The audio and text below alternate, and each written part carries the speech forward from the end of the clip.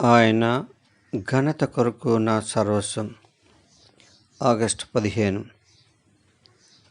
నూతన జన్మకు రుజువు. మీరు క్రొత్తగా జన్మింపవలనని.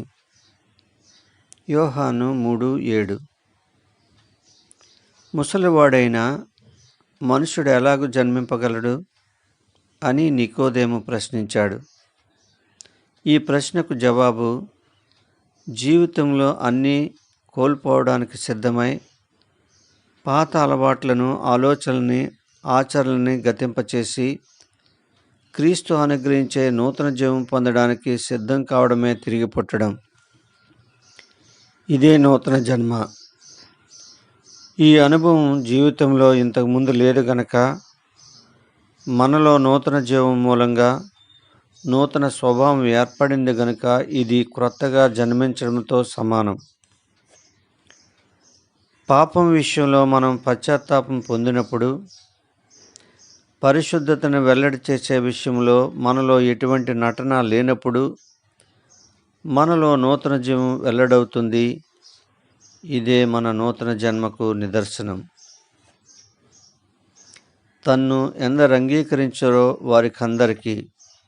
యోహాను 1:12. ఇతరుల ద్వారా నీవు యేసుక్రీస్తు గురించి విని ఆయన్ని అంగీకరించావా? లేక నీ ఆధ్యాత్మిక అన్వేషణ ద్వారా యేసుక్రీస్తుని తెలుసుకొని ఆయన్ని అంగీకరించావా? యేసుక్రీస్తు నీ స్వంత రక్షకుడని చెప్పడానికి నీ జీవితంలో ఏది నిదర్శనంగా ఉంది? నీ ఆధ్యాత్మిక జీవితానికి పునాది యేసుక్రీస్తును నీ స్వంత రక్షకుడిగా అంగీకరించడం మాత్రమే.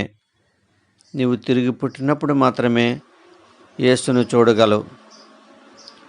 ఒకడు క్రొత్తగా జన్మించితేనే కానీ అతడు దేవుని రాజ్యమును చూడలేడని. యోహాను 3:3. దేవుని రాజ్యం నిజమేనని తెలుసుకోవడానికి మాత్రమే వెతుకుతున్నావా?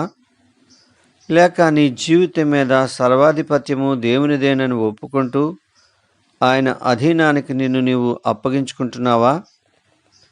అన్నిటి మీద దేవునికి ఆధిపత్యం ఉంది.